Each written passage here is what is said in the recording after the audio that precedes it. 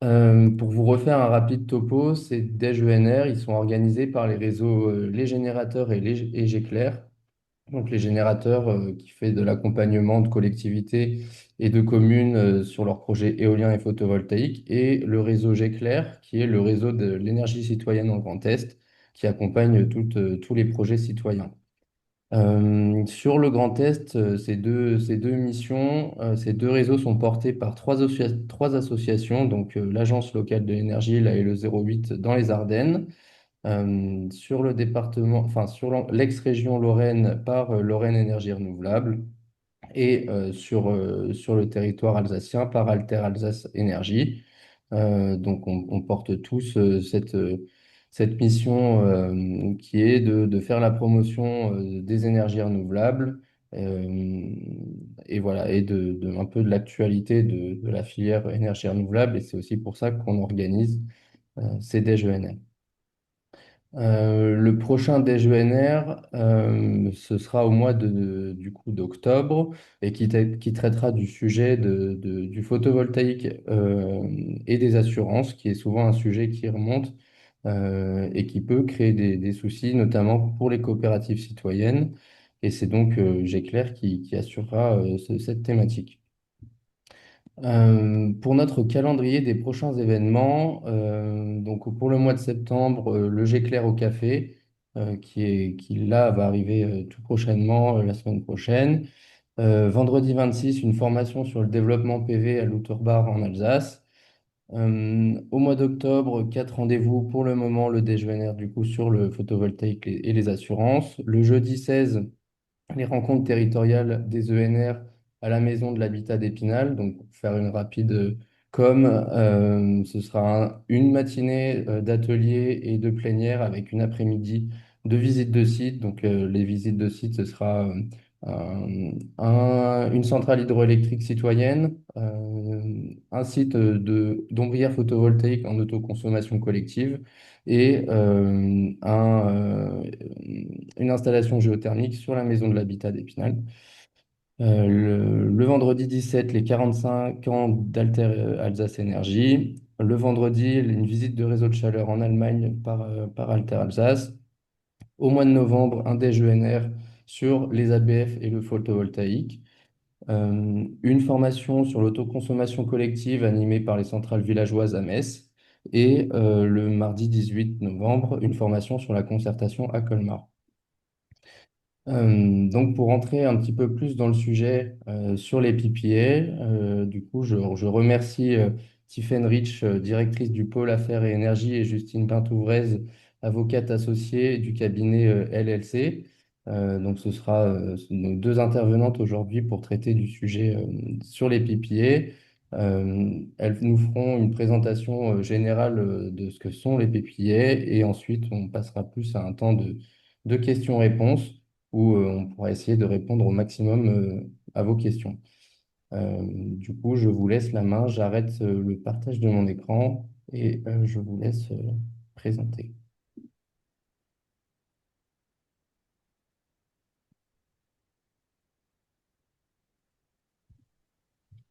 Le partage. Donc normalement, c'est tout bon. Je pense que c'est bon.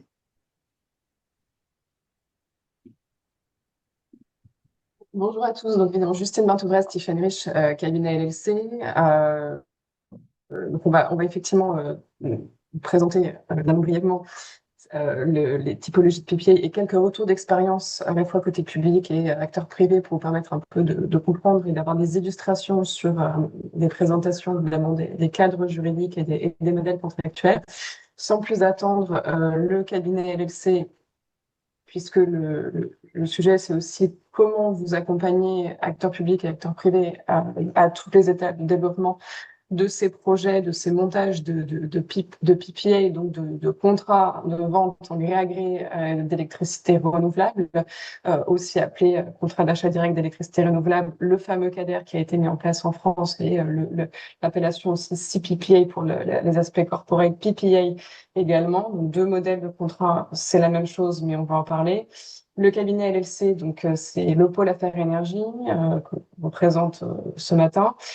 C'est un pôle qui accompagne les projets à toutes les étapes de développement. Donc, depuis que vous voyez ici, on a l'étape de sécurisation foncière, le permitting des projets, les montages contractuels et les contrats, bien entendu, les aspects corporate, quand il faut créer des sociétés dédiées, d'ailleurs publiques ou privées.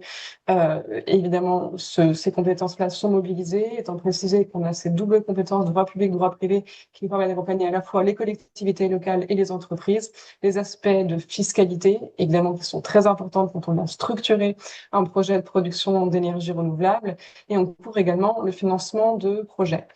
Voilà, sans plus attendre le sommaire, ce qu'on va vous présenter ce matin, c'est les présentations des PPA. C'est quoi un PPA et quelles sont les possibilités de PPA qui s'offrent à vous, c'est-à-dire leur typologie, comment ça fonctionne, évidemment brièvement, les différences, parce que ça, c'est toujours des questions qui nous ont posées. Est-ce que j'ai recours plus à l'autoconsommation collective ou au PPA? C'est quoi la pertinence des deux? Et quelle est l'opportunité d'avoir recours à l'un ou à l'autre? Et les exemples, on a choisi donc deux exemples. Un qu'on a accompagné LFC, c'est le PPA multi-acteurs en région Nouvelle-Aquitaine. Et ça tombe bien parce on aussi en septembre. Et le CADER de Nantes, qui est évidemment un exemple assez emblématique de ce que les collectivités peuvent faire en matière de PPA. Voilà. Sans plus attendre, on voulait faire un petit point de présentation et une petite infographie des différentes typologies de PPA parce que c'est pas évident de se repérer même quand on sait ce dont il s'agit. Donc c'est un petit peu un défi de devoir présenter les PPA en moins d'une demi-heure. Donc on a essayé de simplifier l'information, mais aussi de vous donner quand même une présentation globale de la question et des enjeux. Et évidemment, on est disponible pour répondre à vos questions à l'issue de ce webinaire ou plus tard si besoin. Donc, en termes de présentation, je ne connais pas votre niveau d'information sur le sujet, mais les PPA, c'est une modalité de valorisation de l'énergie, notamment de la production d'énergie renouvelable. Donc, on imagine qu'on a un producteur, donc un producteur d'énergie renouvelable. Ici, on a visualisé un producteur photovoltaïque ou éolien, mais ça peut être aussi de la biomasse ou d'autres énergies renouvelables. Et ce producteur, il dispose de différents moyens de valoriser son énergie. Classiquement, la manière de valoriser l'électricité va être d'adresser les marchés de l'énergie. Il va y avoir du coup une situation d'intermédiaire entre le producteur et le consommateur, puisque le producteur va écouler son électricité sur les marchés de l'énergie et ensuite le consommateur va aller acheter son électricité sur les marchés de l'énergie. Donc il y a une situation intermédiaire entre le producteur et le consommateur. Cet intermédiaire, très souvent, il prend la forme d'un agrégateur. C'est un acteur des marchés de l'énergie qui peut vendre et acheter de l'électricité sur le marché spot, les marchés de l'électricité. Et cet intermédiaire, il va acheter la production du producteur et de l'autre côté, le consommateur, lui, va avoir un fournisseur qui va lui fournir son électricité de consommation. La spécificité des PPA, c'est qu'on va réduire les intermédiaires. Le contrat va se faire entre le producteur et le consommateur. C'est donc un contrat direct d'achat de l'électricité entre le producteur et le consommateur. Il y a d'autres modalités de vente de l'électricité directement au consommateur. On fera tout à l'heure la différence avec les situations d'autoconsommation collective, notamment. C'est pas la seule fois où le producteur va pouvoir vendre son électricité directement au consommateur, mais on va voir que le PPA, c'est un contrat de vente direct entre le producteur et le consommateur sans limite géographique. Il peut y avoir une installation de production à Marseille et une installation de consommation à Lille. Donc ça permet effectivement d'échanger de l'électricité de manière directe sur l'intégralité du territoire, voire entre plusieurs pays. Voilà, donc on vous remet bien la définition. Le corporate PPA, c'est un contrat d'achat direct de l'électricité entre le producteur et le consommateur final. On parle aussi, Justine l'a dit, de CADER. C'est peut-être plus facile à comprendre puisque c'est vraiment dans le titre, contrat d'achat direct d'électricité renouvelable, CADER. Et donc on fait la différence entre ce PPA ou ce CADER, ce corporate PPA, par rapport à ce qu'on appelle aussi les merchant ou utility PPA, qui eux sont conclus donc avec des intermédiaires. Dans ce cas-là, le producteur vend à un intermédiaire. Donc, il faut bien voir la différence entre les deux. Pourquoi et avec qui est-ce qu'on conclut des PPA? qui sont les consommateurs qui peuvent être intéressés. Au fil du développement des PPA, généralement en France, les PPA se sont développés à partir de 2019. Et au début, c'était essentiellement avec des grandes entreprises privées qui avaient des enjeux importants en termes d'approvisionnement électrique. Mais on voit que ça se démocratise et notamment, Justine en parlait à l'instant, dans le cadre du PPA multi-acheteur de Nouvelle-Aquitaine, ce sont des ETI, donc des entreprises de taille intermédiaire qui achètent l'électricité pour sécuriser leur approvisionnement.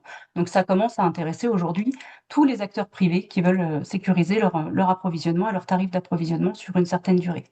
Ça concerne pas que les acteurs privés, ça concerne aussi les acheteurs publics, puisque depuis la loi APER du 10 mars 2023, on a la confirmation juridique que les acheteurs publics ont le droit de se tourner vers des CADER pour leur approvisionnement électrique. Et donc aujourd'hui, on a des acheteurs qui peuvent être privés ou publics et de toute taille. Et on reparlera justement tout à l'heure du fameux CADER de Nantes, qui est le premier PPA public et qui a fait l'actualité ces dernières semaines. Quelles peuvent être les motivations qui vont pousser chacun des acteurs à s'engager dans un PPA? Pour l'acheteur, ça va être éventuellement de réduire ses coûts, mais surtout, il faut bien avoir cette idée en tête, ça va être de stabiliser les coûts d'approvisionnement en électricité sur une durée plus ou moins longue, puisque les PPA peuvent être pour 15-20 ans. Et donc, ça présente une forme de sécurité face à la volatilité des prix de gros. Les acheteurs, et notamment à Nantes, ont bien insisté sur ce point-là en disant on ne fait pas forcément des économies dès la première année, mais l'idée c'est qu'on a une visibilité sur les tarifs d'électricité pour une longue période. Et ça peut être intéressant dans l'état qu'on connaît aujourd'hui de volatilité des prix. Ça permet aussi d'afficher un approvisionnement en énergie renouvelable et éventuellement de se dire qu'on contribue du coup au développement des énergies renouvelables, puisque quand on finance un nouvel actif, on lui permet effectivement d'avoir lui aussi une visibilité sur de l'achat d'énergie de long terme et ça permet de renforcer la bancabilité des producteurs. Pour le producteur, donc, par miroir, la signature du PPA va lui permettre du coup d'avoir la certitude d'écouler son électricité, donc de rendre son projet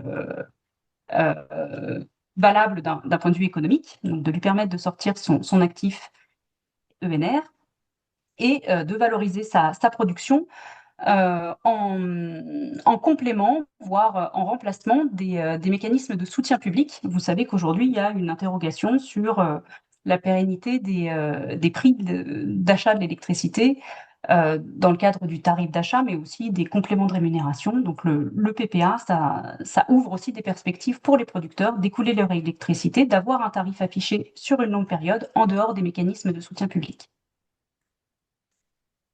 Alors, une fois qu'on a dit ça, on n'a absolument pas dressé le portrait de l'intégralité des PPA possibles. Et évidemment, on ne va pas rentrer dans le détail en une demi-heure aujourd'hui, mais pour vous dire qu'on peut rencontrer beaucoup de cas différents. On en a parlé, les PPA, ils peuvent se distinguer selon la typologie d'acheteurs, des acheteurs publics, des acheteurs privés. On fait bien la différence entre le corporate PPA ou le CADER qui a vocation à être conclu avec le consommateur et ceux qui sont conclus avec des intermédiaires dont on ne parlera pas aujourd'hui. Mais il y a d'autres éléments de distinction. Il y a l'objet du contrat. Vous en avez peut-être déjà entendu parler, mais il y a les PPA qu'on appelle PPA physiques et il y a les PPA qu'on appelle PPA financiers. Dans le PPA physique, on a une vente de l'électricité. Donc le principe, c'est quand même qu'il va y avoir de l'échange de l'électricité entre, et on verra selon quelle modalité, évidemment c'est pas si simple, entre le producteur et le consommateur. Les PPA financiers, c'est un autre système. Je ne sais pas, Justine, si tu veux en dire un mot très rapidement. Effectivement, c'est un tout autre contrat. En fait, dans ce contrat-là, comme le dit, par rapport au PPA physique que vient de présenter Tiffaine, on n'a pas une vente d'électricité, mais on va échanger en fait la valeur de l'électron. C'est-à-dire que c'est vraiment un instrument financier. Alors, on a bien attention à un producteur qui va effectivement réaliser une centrale. Il y a bien une production. Mais le producteur, au lieu de vendre au consommateur, il va vendre en fait à un agrégateur et le consommateur va vendre à son fournisseur. C'est-à-dire, quel est l'intérêt de tout ça? L'intérêt de tout ça, c'est qu'on va bien avoir un contrat entre un producteur et un consommateur. Simplement, c'est la valeur de l'électron qui était échangé, c'est ce qu'on appelle un contrat pour différence, c'est-à-dire que les deux acteurs vont s'accorder sur un prix cible, un prix de référence, et c'est la différence entre ce prix de référence et le prix qu'on appelle, que vous devez entendre souvent, le prix spot, qui est le prix de marché. C'est cette différence-là qui va être payée soit par le producteur, soit par le consommateur à l'un ou à l'autre, en fonction, évidemment, si le prix spot est supérieur au prix de référence, etc. Donc c'est vraiment un mécanisme de couverture, c'est un instrument financier. Attention, ce qui est quand même intéressant dans ce contrat, même s'il n'y a pas de valeur d'échange de l'électricité, c'est qu'on peut quand même échanger les garanties d'origine et les garanties de capacité. Donc, garantie d'origine, c'est-à-dire qu'on peut quand même dire, moi, je suis consommateur, j'ai bien consommé une énergie renouvelable. Donc, ça, c'est important. Mais voilà, par contre, il y a d'autres conséquences dont on ne pourra pas parler dans ce montage-là, en matière de reporting financier ou de fiscalité. Mais l'intérêt, c'est bien ça, c'est un instrument financier. Et surtout, ça a un intérêt, c'est important, en matière de projets d'interconnexion de réseau entre deux pays, par exemple, ou dans les cas de PPA multi-acheteurs, où évidemment c'est plus compliqué d'intégrer les volumes, d'avoir évidemment ces enjeux de responsabilité, d'équilibre et de coûts associés à ces échanges-là. Voilà, j'en dis pas plus, on va pas le détailler. Donc c'était vraiment pour que vous ayez un peu une idée de ce dispositif-là, pas inintéressant, avantages, inconvénients évidemment à peser à chaque fois. Effectivement, aujourd'hui, à date, en France, les PPA qui se sont le plus développés sont les PPA physiques. Donc, on va se concentrer sur cette question-là. Mais il ne faut pas ignorer le développement des PPA financiers qui ont connu un bel essor à l'étranger et qui sont aussi très intéressants en cas de PPA entre deux pays, quand on met en jeu le mécanisme des interconnexions.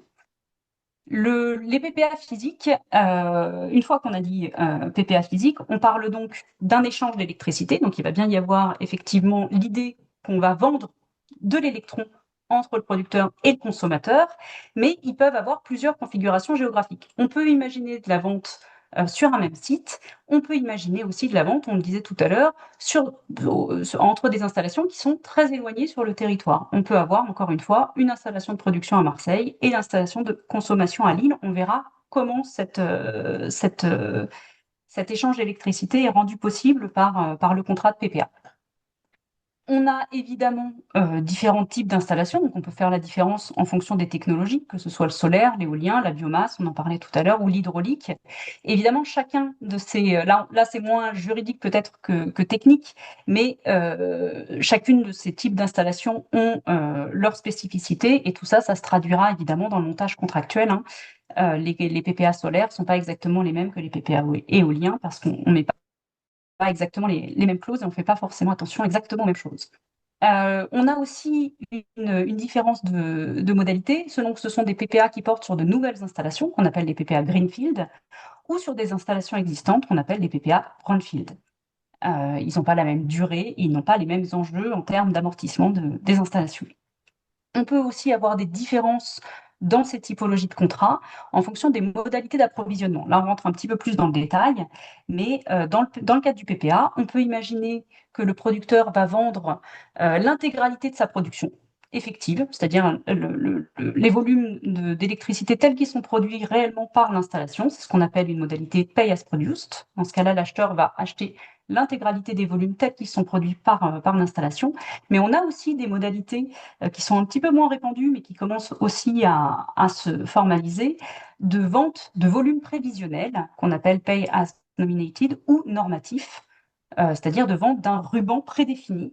On appelle ça aussi baseloadisation. Dans ces cas-là, le producteur va s'engager sur un volume précis d'électricité qu'il va vendre à son acheteur. Et on verra que selon qu'il vend sa production telle qu'elle est produite ou qu'il vend un volume prédéterminé, évidemment, il ne va pas y avoir exactement les mêmes modalités contractuelles et les mêmes enjeux pour chacune des parties.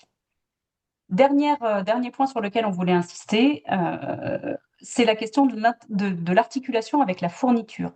On verra rapidement dans le temps imparti, mais c'est important dans la vision générale des PPA, que quand on achète ces volumes d'électricité, on peut envisager leur intégration dans le contrat de fourniture ou pas. Quand ils sont intégrés dans la fourniture du site consommateur, donc le producteur va vendre son électricité à son acheteur, qui va faire en sorte d'intégrer cette électricité, ces volumes d'électricité du PPA dans sa consommation. Donc, il va y avoir un lien avec le contrat de fourniture. Dans ce cas-là, on appelle ça un sleeved PPA. Mais on constate, et ça se comprend en réalité quand on s'interroge et quand on détaille le pourquoi, mais il y a un certain nombre de cas de figure où ces volumes de PPA sont finalement pas intégrés dans le contrat de fourniture et ils sont ensuite écoulés sur le marché. On essaiera d'aborder un petit peu cette question-là. Donc, sans plus attendre, parce qu'on a peu de temps, les PPA physiques, on l'a dit, ils reposent sur une logique d'approvisionnement, donc d'échange d'électricité entre le producteur et le consommateur. Et on fait généralement la distinction entre des PPA on-site et des PPA off-site. Le PPA on-site, c'est très simple, c'est le PPA où l'installation de production et l'installation de consommation sont situées sur un même site. Ils n'ont donc généralement, il y a un PDL qui connecte l'installation de consommation au réseau, mais l'installation du producteur vient directement approvisionner le consommateur sans passer par le réseau. Donc il n'y a pas de passage par le réseau public de distribution d'électricité, il y a une injection directe de l'installation de production sur l'installation de consommation. Alors, ce modèle-là, il est répandu à l'étranger. Il est évidemment très pratique quand on peut créer une installation de production sur le site même de l'installation de consommation. Mais il présente une spécificité en droit français. Et ça, on va pas insister trop longtemps dessus, mais il faut l'avoir en tête, c'est que en France, c'est pas forcément autorisé de créer des réseaux privés entre l'installation de production et l'installation de consommation, et donc de vendre l'électricité entre un producteur et un consommateur qui serait relié par un réseau privé. À notre connaissance, il existe un seul réseau privé exploité par la Compagnie nationale du Rhône en France, et donc ces montages-là, en droit français, mais c'est lié à une spécificité du Code de l'énergie français, hein, ils passent pas par une vente de l'électricité, mais par une location, généralement de la centrale. Et donc, en réalité, c'est un montage qu'on appelle d'autoconsommation individuelle. Voilà, on n'insistera pas plus là-dessus, mais retenir que quand on est sur un même site, généralement, sauf cas très dérogatoires particuliers à étudier, le montage préconisé est plutôt un montage en autoconsommation individuelle où on va venir louer la centrale pour s'auto-approvisionner en énergie. Donc, ce sur quoi on va s'étendre un peu plus longtemps, c'est le cas du PPA off-site. Donc là, c'est typiquement le cas dont on parlait tout à l'heure, d'une installation de production sur un site et d'une installation de consommation qui peut être située n'importe où géographiquement, à distance de cette installation de production. Qu'est-ce qui va se passer techniquement pour que ce soit possible que le producteur et le consommateur échangent de l'électricité? Eh bien, l'électricité du producteur va être injectée sur le réseau public de distribution et le consommateur, lui, va être aussi relié au réseau public et il va soutirer de l'électricité au niveau du réseau public.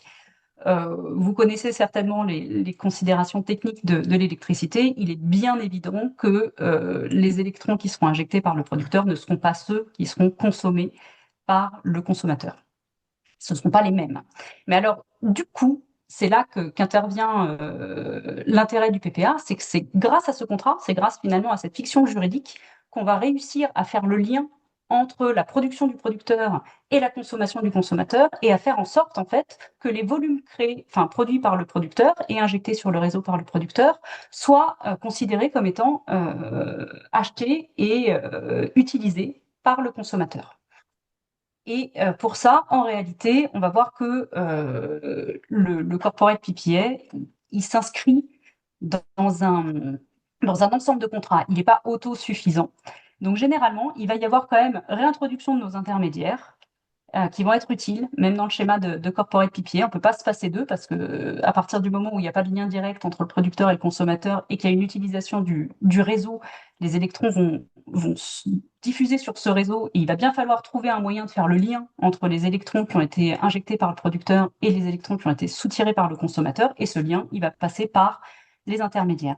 Donc d'abord, le producteur, il va obligatoirement avoir un contrat avec ce qu'on appelle un responsable d'équilibre, qui est une personne qui est responsable de l'équilibrage du réseau. Vous savez que pour des raisons techniques, le réseau, pour éviter des blackouts, doit être équilibré, c'est-à-dire qu'à chaque instant, la production doit être équivalente aux consommations.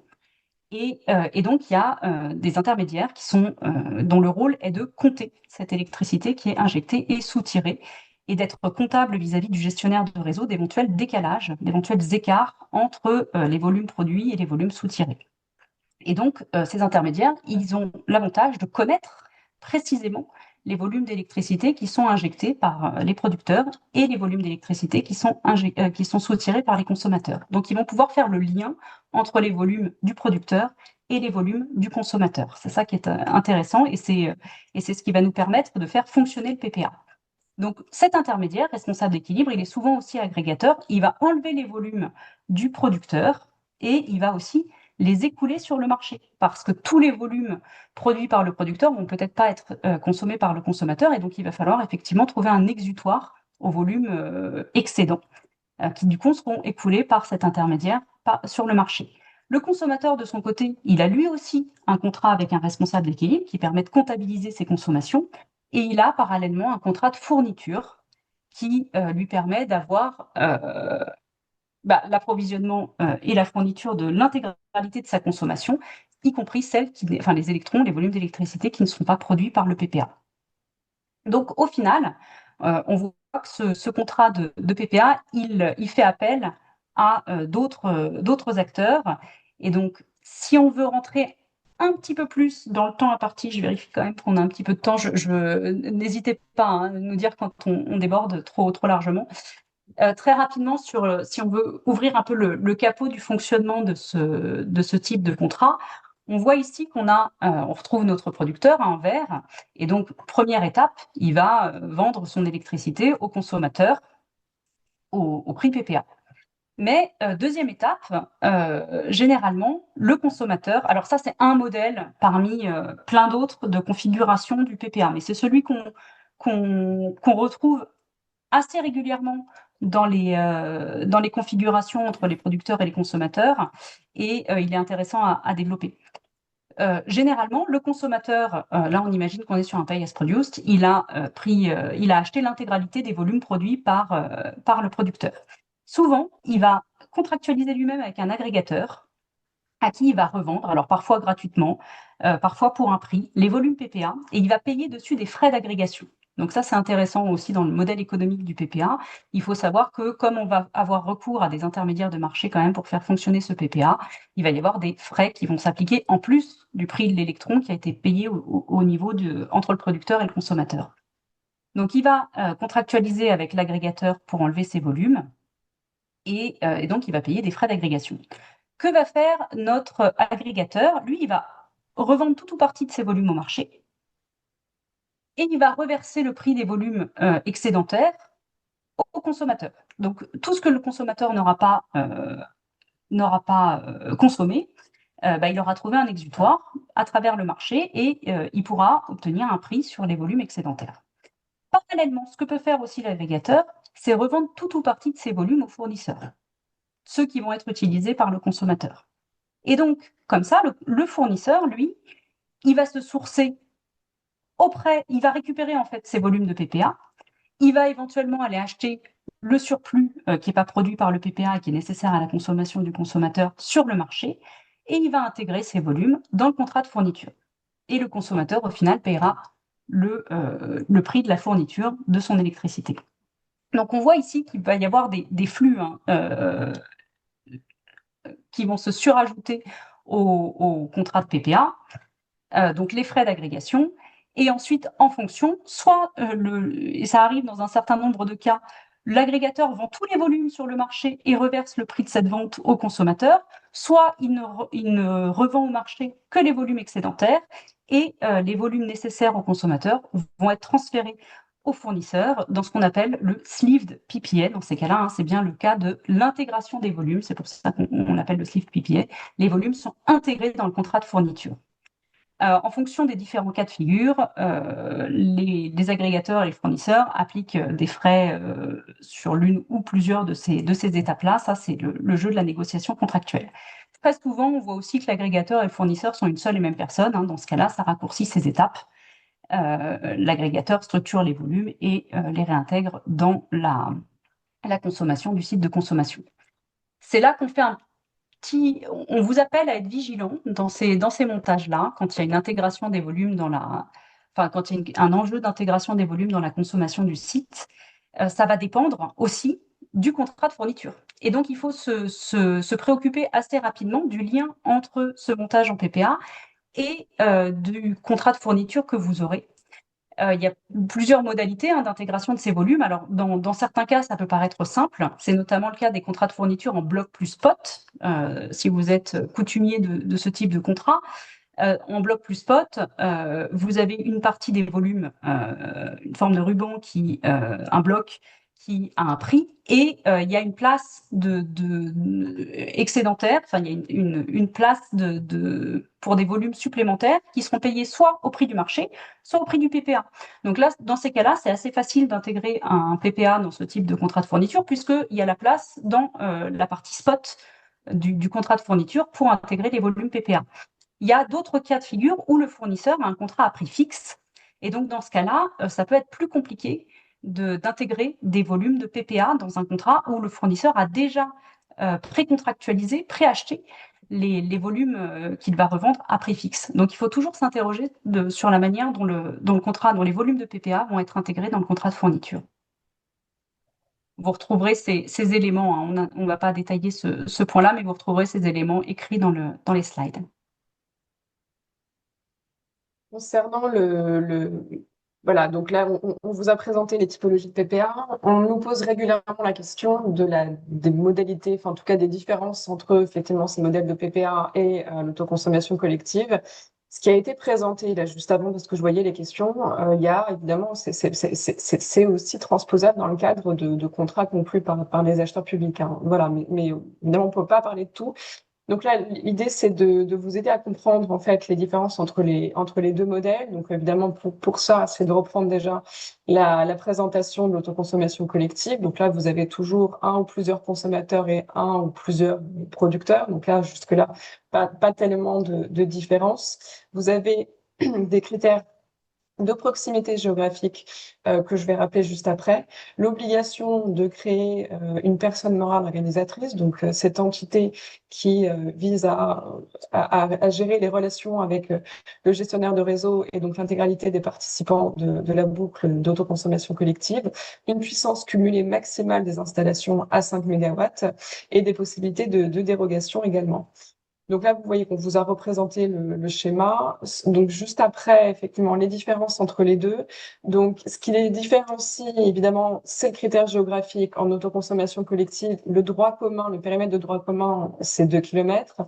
Et vous avez des possibilités d'extension dérogatoires de ce périmètre. Évidemment, on ne rentre pas dans tous les détails, mais vous avez 10 et 20 km en fonction des indices INSEE, dans quelle typologie de densité, etc., de population, les indices INSEE, pardon, dans quel indice INSEE vous vous retrouvez en fonction de votre collectivité, mais vous avez également aujourd'hui des dérogations si vous êtes un EPCI ou une commune selon certains critères, et également si vous avez un service de sécurité incendie. Je n'en dis pas plus, mais vous avez pas mal de critères dérogatoires. Évidemment, comme l'a rappelé Tiffaine, aucune contrainte géographique dans le PPA. Les critères techniques en autoconsommation collective, donc on est passé à 5 MW sur la puissance cumulée de l'intégralité des installations situées dans ce périmètre géographique. Aucune contrainte, évidemment, en PPA, ça vient d'être dit. Le critère administratif, une PMO, donc obligatoire dans les opérations d'autoconsommation collective. Vous connaissez assez bien le dispositif de l'autoconsommation collective, vous voyez à peu près, et c'est écrit dans le slide, voilà, quels sont les rôles, à la fois les prérogatives obligatoires et optionnelles de la PMO. Aucune contrainte en ce PPA, toutefois. On peut recréer cette PMO qui est quand même intelligente dans son fonctionnement quand on va avoir une pluralité d'acheteurs. Ça, je n'en dis pas plus, mais le recours à la PMO, même en PPA, peut être intéressante. Voilà. La responsabilité d'équilibre, donc comme l'a dit Tiffaine, tout ce qui vient d'être dit en matière de responsabilité d'équilibre, c'est beaucoup plus simple, évidemment, dans le cadre de l'autoconsommation collective. Et on a beaucoup de gestion, évidemment, des volumes de production, la répartition de la production en fonction des profils de consommation. Toute cette gestion-là, elle est quand même beaucoup prise en charge, notamment par le gestionnaire de réseau. Donc, évidemment, beaucoup de coûts sont internalisés dans le cadre des opérations d'autoconsommation consommation collective, là où évidemment dans les PPA, ça doit être pris en compte dans les business plans assez vite. Juste après, donc on vous a remis pour que vous voyez assez clairement les différences entre les deux modèles autoconsommation collective PPA, donc par rapport à la sécurisation de la production, par rapport à la volatilité des prix de marché. C'est le cas dans les deux modèles. Le producteur donc, peut valoriser en PPA sa consommation auprès de tout consommateur localisé dans le même périmètre d'équilibre. Quand il y a différents périmètres d'équilibre, évidemment, il y a des enjeux que Tiffen a rappelé, alors qu'en autoconsommation collective, c'est évidemment c'est une différence que je viens de rappeler.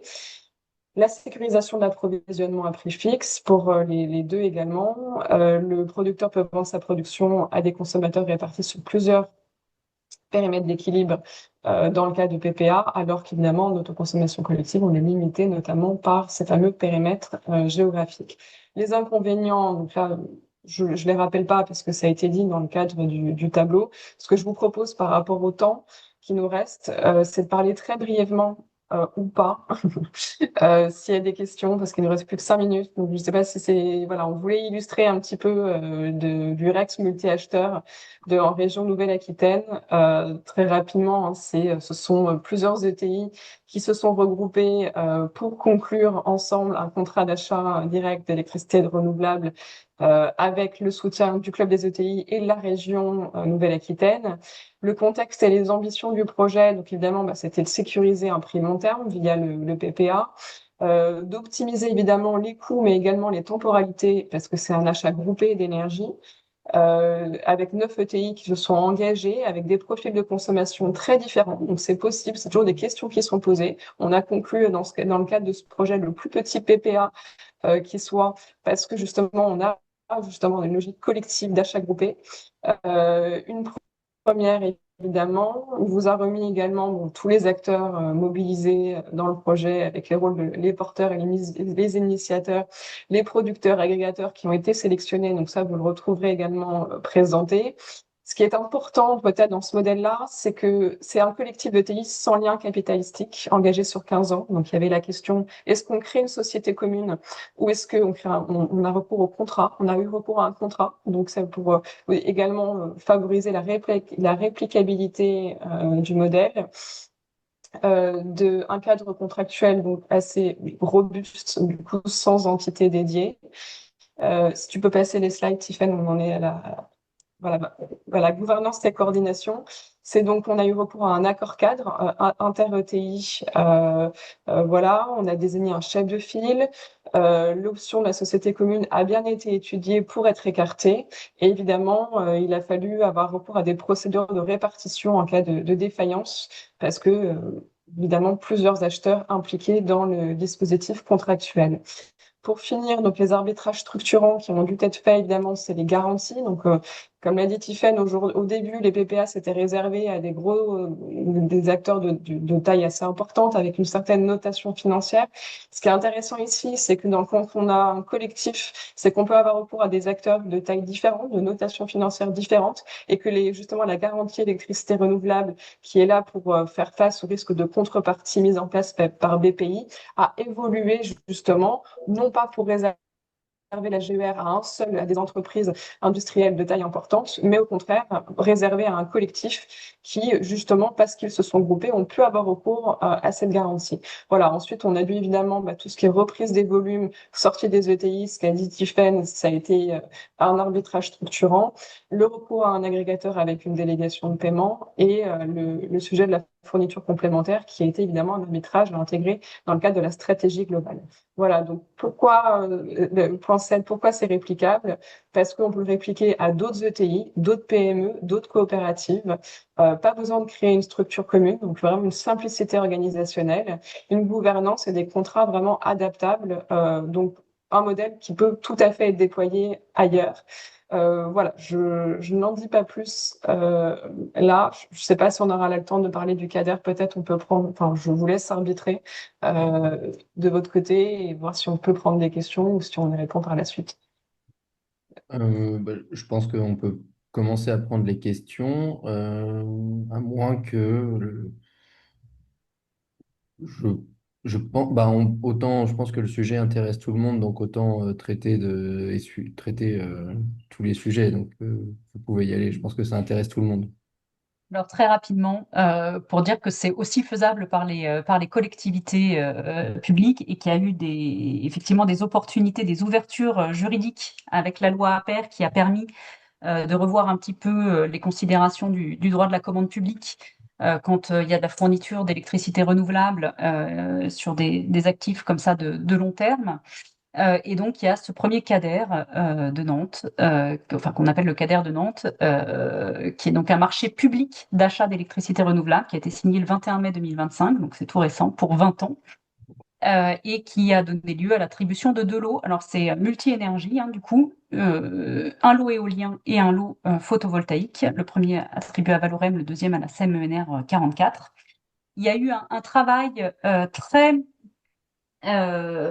très minutieux de la part des collectivités, donc de la métropole de Nantes, qui s'est associée avec TE44 pour essayer d'avoir un profil de consommation permettant d'absorber un talon de production, ce qui leur permet de ne pas avoir d'excédent. En fait, il y avait un enjeu vraiment de la valorisation. Qu'est-ce qu'on faisait des excédents en termes de commande publique, c'était compliqué. Donc, ils ont beaucoup réfléchi à la manière de définir un profil de consommation qui leur permettait de toujours utiliser l'électricité qui était produite. Donc ça va représenter 25% des besoins de consommation de la collectivité.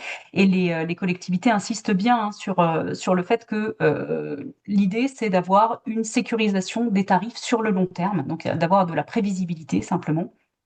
Même si, dans un premier temps, le prix affiché un petit peu au-delà, au-dessus de leur contrat de fourniture classique, mais les contrats de fourniture sont des contrats de 1, 3, 4 ans. Voilà. Là, ils ont un contrat sur 20 ans qui leur permet d'avoir un talon de consommation pour un prix fixe sur une longue durée. Donc, il y a eu toute une réflexion hein, de la part de l'acheteur sur la manière de monter cette opération, notamment par la constitution du coup d'un groupement d'achat regroupant les acteurs publics et la SEM, et la manière de passer la, le marché avec une procédure de passation qui a été mutualisée. Alors d'un côté, la métropole de Nantes s'est occupée du CADER et du coup c'est un autre acteur, c'est TE44 qui s'occupe de la signature du contrat de fourniture qui va permettre d'intégrer l'électricité du CADER dans la fourniture des différents sites. Voilà, donc c'est un contrat, c'est vraiment comment une articulation réussie entre plusieurs opérateurs publics, plusieurs acheteurs publics et une traduction très concrète des PPA dans le domaine des personnes publiques. Eh ben, merci beaucoup pour la présentation complète. Est-ce que on peut passer aux questions? Ça vous convient? Alors, on a beaucoup de questions et je vais essayer de faire le tri pour essayer de traiter en fonction des grands thèmes. La première question, c'est quel est le niveau de frais d'agrégation avez-vous récemment constaté? Je pense qu'il faudrait demander à alors les agrégateurs se prononcent là-dessus. Nous, on est peut-être un peu, c'est peut-être pas notre rôle de donner des frais d'agrégation. Simplement, effectivement, il y a ce surenchérissement. Ça dépend vraiment du montage juridique. Des fois, il n'y a pas de frais d'agrégation si l'agrégateur est le fournisseur. Et on retrouve finalement ces frais d'agrégation dans le contrat de fourniture, en fait, dans le prix de la fourniture. Mais Euh, sauf à... Je ne suis pas sûre qu'on puisse donner, nous, des tarifs sur ces questions-là. alors, la deuxième question. J'ai perdu les questions sous mes yeux. Alors, attendez. Hum. Alors, la deuxième question. Pour quel volume de production est-il intéressant de considérer les pipiers? Alors, jusqu'à présent, on voyait des PPA sur des contrats au-dessus d'un mégawatt crête. Euh, Là, dans la structuration des PPA multi-acheteurs, c'est ce que disait Justine à l'instant, on a vu des volumes beaucoup plus, enfin, des volumes des tout petits PPA en fait, pour des tout petits volumes à partir du moment où c'est complémentaire avec les autres acheteurs. Euh, je- je- À ce stade, on ne voit pas trop de PPA pour des plus petits actifs. Mais ça devient intéressant à partir du moment où en fait on arrive à structurer un pool de consommation, soit seul, soit à plusieurs, qui correspondent au volume de production de l'installation. Et du coup, Oui, une c'est ça, il n'y a question. pas tellement de seuil minimum, ça va vraiment dépendre du montage, effectivement, et de ce qu'on peut venir combiner en matière notamment, pourquoi pas, d'autoconsommation individuelle. On a beaucoup de foncières publiques ou privées qui ont plusieurs sites et qui, du coup, peuvent aussi valoriser tout un tas de surplus en PPA. Soit ces surplus sont réinjectés vers les sites, soit vers d'autres sites consommateurs. Ça, c'est des modèles en préfiguration qui peuvent être effectivement réalisés. Mais du coup, on est de moins en moins, effectivement, dans un sujet de seuil minimum. Après, ça va dépendre un peu quand même des opérateurs. Certains voudront pas partir en deçà d'un certain seuil parce qu'il y a une logique de rentabilité. D'autres, au contraire, vont viser effectivement un pool de consommateurs ou de sites. Et donc, du coup, ça va justifier effectivement l'amortissement de l'investissement. Donc, vraiment, c'est vraiment du cas par cas. C'est difficile d'avoir des logiques très réplicables en matière de PPA. Et du coup, je pense que vous aurez la même réponse sur le niveau de prix des PPA que vous avez récemment vu. Ça dépend plus de la technologie. Mm. Ça va Là, dépendre, ouais. Mm. pour le CADER de Nantes, ils l'ont donné officiellement, ils ont parlé d'un prix proche de 80 euros du mégawattheure. Euh, Pour le PPA, je ne peux pas donner de prix parce que c'est confidentiel, mais pour le PPA justement des ETI, la région Nouvelle-Aquitaine, on a été très agréablement surpris par le prix qui a été proposé par tous les producteurs qui ont été mis en concurrence et qui était assez compétitif par rapport au prix des aérocreux. Donc ça, c'est un bon curseur, je pense, de référence. d'accord. Question suivante. Quels sont les coûts d'ingénierie juridique et financière qu'il y a en PPA, mais pas en ACC? Alors, c'est pas le même modèle, hein, comme on l'a détaillé, effectivement. Vous n'allez pas avoir les mêmes logiques de financement, d'investissement, de sécurisation du financement, de mécanismes de garantie. On est dans un modèle plus risqué dans le cadre d'un PPA et donc il y a tout un closier effectivement qui doit être organisé avec la mise en œuvre des garanties financières qui sont pas du tout pas vraiment les mêmes dans les contrats dans le cadre d'autoconsommation collective. Après, il y a toujours les reculs, les retours d'expérience. On en a beaucoup plus en ACC. Les contrats de vente qu'on connaît aujourd'hui tournent assez bien et l'articulation justement de tous les partenaires à l'opération, tout ça c'est assez bien organisé au sein d'une opération d'autoconsommation collective.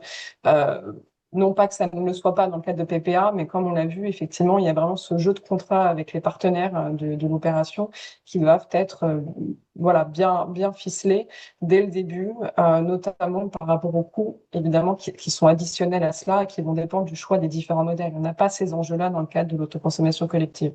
Voilà, c'est une réponse un peu rapide qui nécessite beaucoup plus d'explications, mais voilà, un temps record. Voilà. Question suivante. Est-ce que les PPA ne vont pas entraîner plus de volatilité et de hausse sur la fourniture du complément? Là, les fournisseurs se structurent sur leurs offres de fourniture. Une chose est sûre, c'est qu'il faut étudier la question de la fourniture du complément. Encore une fois, ça dépend de la structuration du contrat de fourniture, et il faut anticiper la question de l'intégration des volumes de PPA. Si vous êtes sur des contrats spot, par exemple, il n'y aura pas d'envolée des prix de la fourniture, puisque finalement, votre prix PPA remplacera votre prix d'approvisionnement sur le marché spot.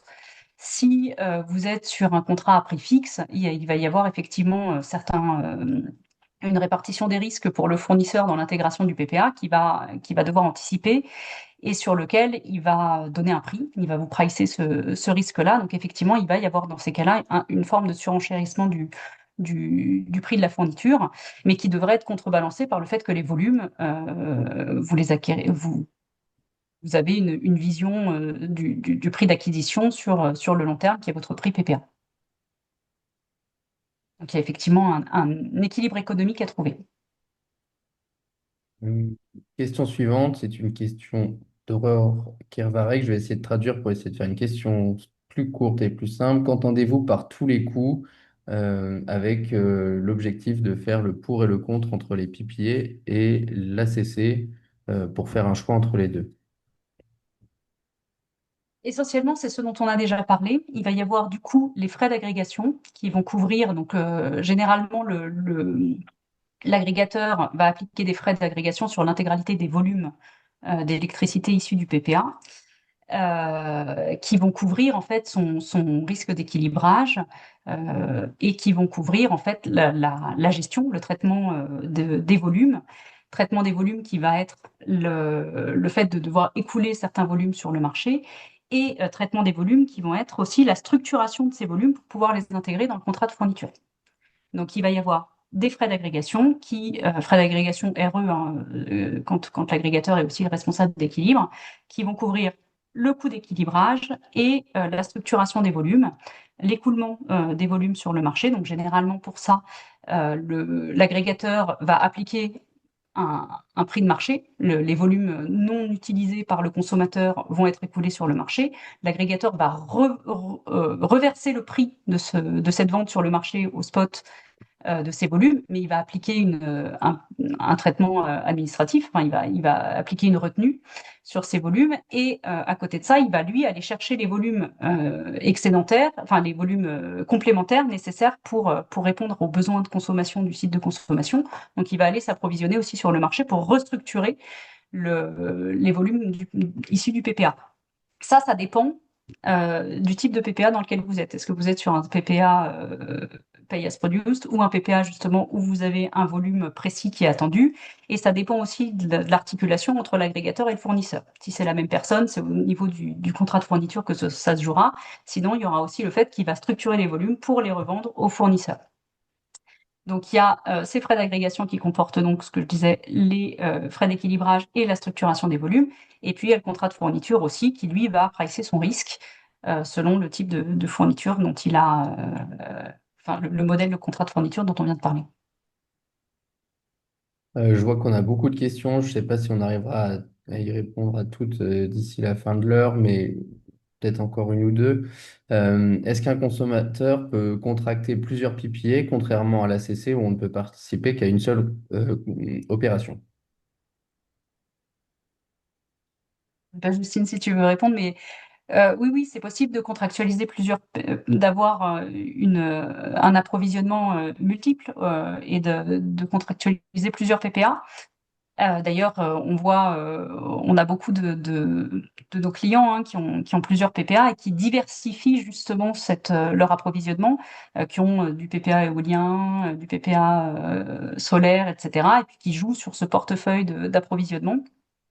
Euh, alors attention, pour un consommateur en ACC, c'est possible aussi, simplement il peut pas, il doit avoir, enfin par PDL, chaque PDL doit appartenir à une seule boucle. Mais par contre, une même entité peut, dans le cadre de l'ACC, appartenir à plusieurs boucles d'ACC, c'est possible aussi. Mais effectivement, pour un PDL, il doit appartenir seulement à une seule boucle.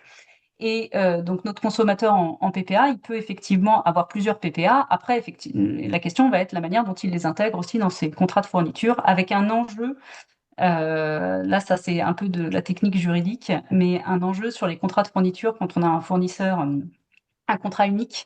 Sur la manière dont le gestionnaire de réseau accepte ou non la multiplicité des producteurs et fournisseurs. Mais ça, c'est à voir quand on rentre dans la mécanique contractuelle.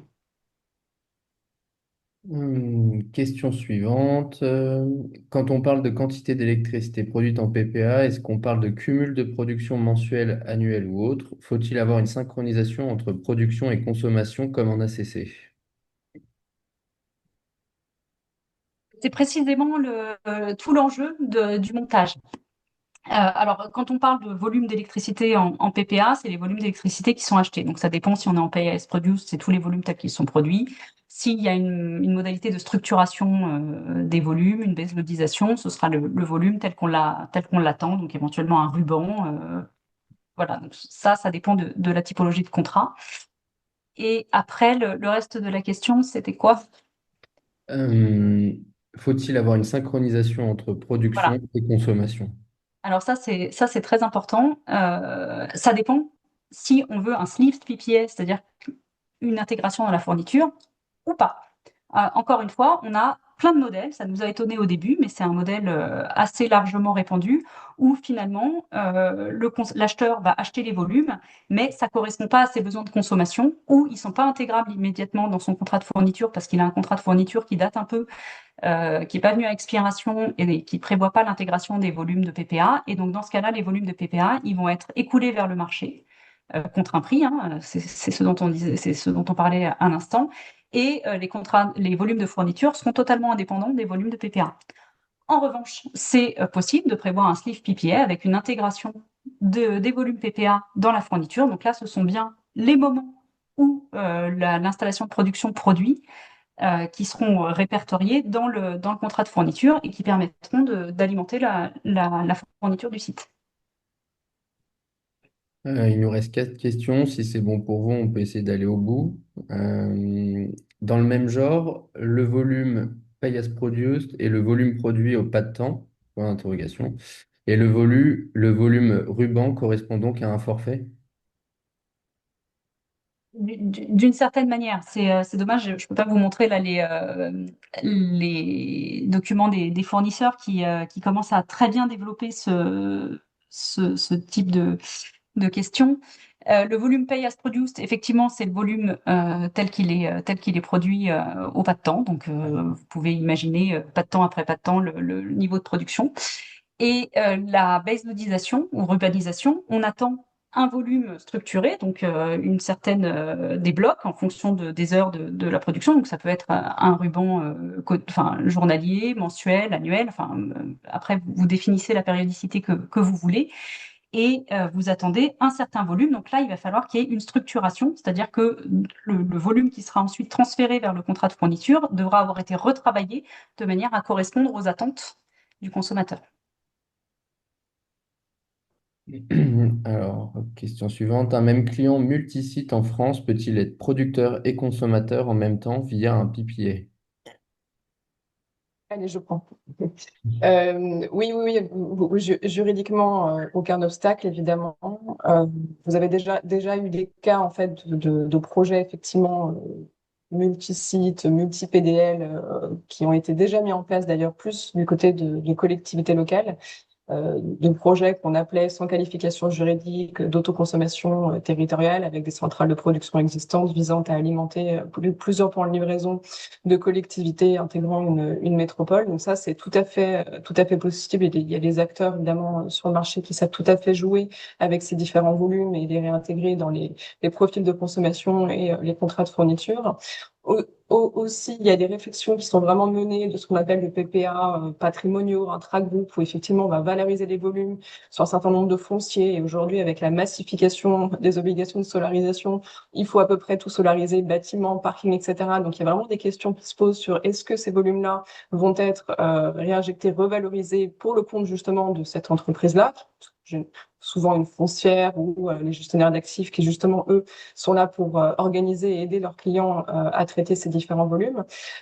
Et donc là, on peut avoir effectivement cette logique de je suis à la fois producteur et consommateur, aucun obstacle juridique, mais voilà, tout va dépendre ensuite des différents modèles de PPA qu'on va choisir, des modèles aussi qu'on va venir travailler sur la fiscalité, parce que ça peut avoir un intérêt économique et fiscal de coupler encore une fois justement l'autoconsommation individuelle sur les différents sites et ensuite les surplus justement vers les autres sites de consommation, pourquoi pas.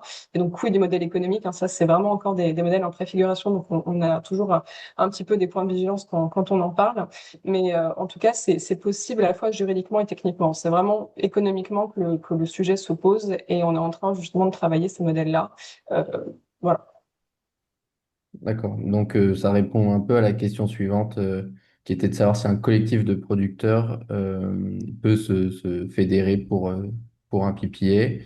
Et la deuxième partie de la question, c'était si oui, à quelle typologie du PPA. Donc, si je comprends bien, il n'y a pas de typologie type pour, pour ce type de PPA, mais ça dépend de quelle orientation on veut avoir. Quelle orientation? Et puis du coup, il va falloir qu'on détermine les engagements des producteurs. Et comme à partir du moment où il y a plusieurs personnes, plusieurs entités à la fois, il va falloir répartir ces engagements entre chacun de ces producteurs. Et donc, dernière partie de ce point, est-ce qu'il y a des contraintes juridiques spécifiques pour un collectif de producteurs? Non, pas de contraintes juridiques, mais voilà, il y a effectivement des vrais enjeux en termes de gouvernance, hein. C'est des contrats à long terme, donc ça peut prendre la forme d'un accord cadre entre ces différents producteurs ou encore une fois d'une société commune, effectivement. Tout va dépendre des logiques d'investissement, de mutualisation de l'investissement et du coup du choix des différentes formes juridiques. Là, c'est vraiment à la carte, ça va dépendre de ce que chaque producteur veut faire avec les autres producteurs, sur, voilà, des contrats qui sont d'une durée assez importante. D'accord. Et donc, dernière question qui s'écarte un peu du sujet. Peut-on cumuler ACC et PPA? Déjà répondu. Oui, on a déjà répondu. Oui, oui, c'est possible, hein. C'est possible. Encore une fois, il n'y a pas d'obstacle à le faire. Encore une fois, ça va dépendre un peu effectivement des montages et des modèles économiques et des différents frais associés à ce type de modèle. Bon, bah, très bien. Je vous remercie du temps que vous nous avez accordé pour la présentation et pour avoir répondu à nos questions. J'ajouterai que si vous avez des projets de PPA, qu'il ne faut pas hésiter à s'adresser notamment au cabinet LLC, qui est du coup spécialiste sur ces domaines. Euh, Vous pouvez aussi du coup contacter le réseau générateur Géclair qui peut faire le lien avec ses experts juridiques et vos projets sur le territoire en Grand Est. C'est des choses pour lesquelles on est tout à fait disposé. Et je terminerai aussi en disant que du coup la présentation d'aujourd'hui sera disponible sur YouTube et qu'il ne faut pas hésiter à aller la revisionner ou revenir vers nous pour nous questionner si on n'a pas répondu à vos questions ou si vous avez des nouvelles questions. N'hésitez pas. Merci à tous. Merci Justine, merci Tiffaine pour ce temps sur Merci. sur Merci nous. à vous pour l'organisation et Merci à merci vous. à tous de votre écoute. Au revoir, bon appétit. Au Merci. revoir. Au revoir.